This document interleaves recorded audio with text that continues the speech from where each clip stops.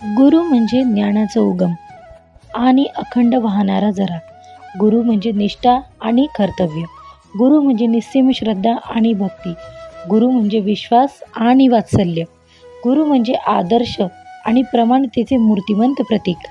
आजपर्यंत कळत नकळतपणे ज्ञान देणाऱ्या सर्वांना आजच्या गुरुपौर्णिमेच्या दिवशी माझे वंदन. सर्वांना गुरुपौर्णिमेच्या हार्दिक हार्दिक शुभेच्छा. तर आजच्या व्लॉगची सुरुवात जी आहे तर ती तुम्ही बघूच शकतात की हळदी लेपनाने झालेली आहे. कारण की प्रत्येक स्वामी भक्त हा जो आहे त्यांना आपला गुरु मानतो, महाराजांना आपला गुरु मानतो. तर तो निश्चितच या दिवशी त्यांना जे सगळं काही आवडेल त्या गोष्टी करण्याचा खूप सारा प्रयत्न करतो. त्याचप्रमाणे जे आहे तर आज आहे गुरुपौर्णिमा. तर गुरुपौर्णिमा म्हटल्यावर आपण जे आहे तर तसंही पौर्णिमेच्या दिवशी जे आहे तर हळदीचं लेपन करतच असतो. मी करतच असते. तर त्यासाठी सकाळची सुरुवात जी आहे तर ती झालेली आहे सुंदर अशा उंबरठ्याच्या हळदी लेपनाने आणि रांगोळी वगैरे सगळं काही जे आहे तर इथे काढून घेत आहे. तर आपण सगळ्यात अगोदर बघूया का आपण गुरु का करतो. गुरु आपण यासाठी करतो की गुरु जर का आपण केलेला नसेल म्हणजे गुरु आपल्याला जो आहे तर तो ज्ञान काय असतो तर ते देत असतात. त्यानंतर जे आहे तर आपल्याकडनं एक निष्ठा आणि कर्तव्य जे असतं तर ते आपल्याकडनं पूर्ण करून घेतो. त्याचप्रमाणे आपण जर का त्यांच्यावर म्हणजे असं म्हणू शकतो की आपल्या आयुष्यामध्ये जर का गुरु नसेल तर आपल्याला काही ज्या कळत नकळत ज्या गोष्टी असतात ना, ज्या आपल्याकडनं होत असतात, तर त्या गोष्टी आपल्याला ज्या आहे तर त्या गोष्टी होऊ नये यासाठी आपण गुरु करायला पाहिजे. कारण की गुरु हा आपला कधीही हात धरून आपल्याला चांगल्या मार्गाने आणि चांगल्या गोष्टी आपण कशा पद्धतीने करू शकतो तर हेच शिकवण्याचं काम जे आहे तर हे गुरु करत असतात. तर त्यासाठी आपण सगळ्यांनी गुरु हा केलाच पाहिजे.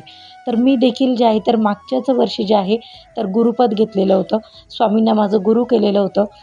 तर त्यानंतर जे आहे तर मी स्वामी सेवेकरी झाली आणि त्यानंतर माझ्यामध्ये बऱ्याच गोष्टींचे जो आहे तर बदल घडत गेला आणि आता जे आहे तर एकदम अशी पॉझिटिव्ह ऊर्जा आपण जी म्हणतो ना तर ती माझ्यामध्ये आलेली आहे.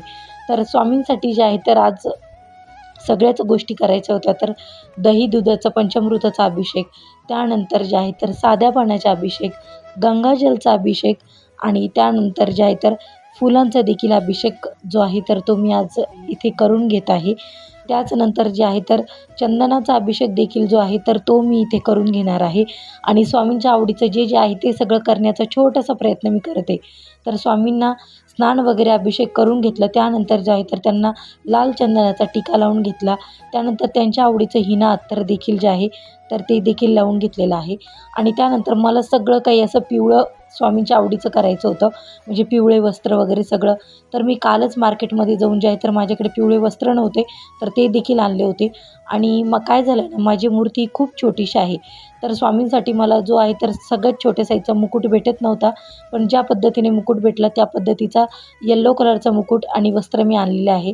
मी ऑनलाईन ऑर्डर करण्यासाठी देखील टाकलेले होते. पण काही कारणामुळे ते येऊ शकले नाही कारण त्यांच्याकडे स्टॉक नव्हता. तर त्यासाठी मी सिटीमध्ये जाऊन जे आहे तर मला जे अवेलेबल होईल तर ते घेऊन आले. त्यानंतर असं म्हणतो ना की आपल्या मनात इच्छा असेल तर सगळं काही मिळतं. त्याचप्रमाणे मार्केटला गेली तर तिथे आहे ना सगळेजण फुलांचीच माळा देत होते आमच्या इथे. म्हणजे ते फुलं देण्यास तयारच नव्हते. पण माझं इतकं होतं मी खूप ठिकाणी फिरले.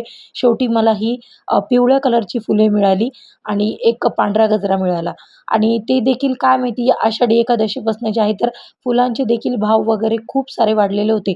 पण असतं ना की आपल्याला जर काही इच्छा असेल तर आपण कुठल्याही गोष्टीचा विचार करत नाही. त्याचप्रमाणे मी जे आहे तर ही जी पिवळी फुलं मिळाली ना तर ते घेऊन आले. खरं तर मला पांढरी शेवंतीची पाहिजे होती. पण आमच्या इथं मार्केटमध्ये कुठेही पांढरी शेवंतीची फुले नव्हती. सगळीकडे हारच अवेलेबल होते. तर मला जी मिळेल ती फुलं आणली आहेत आणि त्यानंतर स्वामींना सगळा अभिषेक वगैरे करून वस्त्र वगैरे घातलेत. सगळं काही झालं आहे. त्यानंतर आरती वगैरे केलेली आहे आणि आरती वगैरे झाली आणि त्यानंतर जे आहे तर माझा देव्हारा किती सुंदर दिसत आहे हे तुम्ही बघू शकता.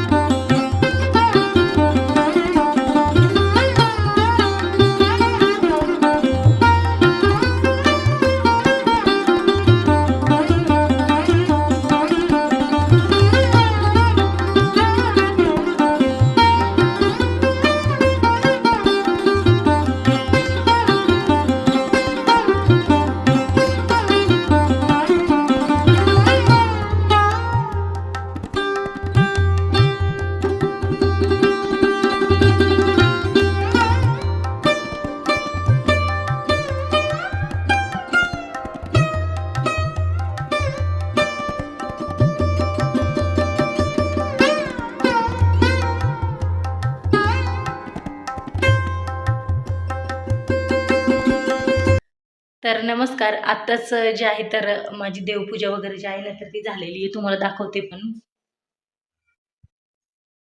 खूप सुंदर अशी देवपूजा वगैरे जी आहे तर शांततेत अगदी सकाळपासून चालू होती. आज बराच वेळ लागला. 2 ते 2.5 तास पूजेला लागून गेले. कारण की अभिषेक वगैरे स्वामींचं सगळं काही करायचं होतं त्यासाठी. तर आता मुलं पण उठले झोपेमधून. आत्ताशी उठले दोघं जण. 8:30 वाजलेत आता. तर आता त्यांना चहा वगैरे जे आहे तर ते देते करून आणि त्यानंतर आजच्या ब्लॉगमध्ये काय-काय असणार आहे तर ते सगळं तुमच्यासोबत शेअर करणार आहे. त्यामुळे कुठेही न जाता व्हिडिओ हा पूर्ण बघा आणि चॅनलवर नवीन असाल तर सबस्क्राईब नक्की करा.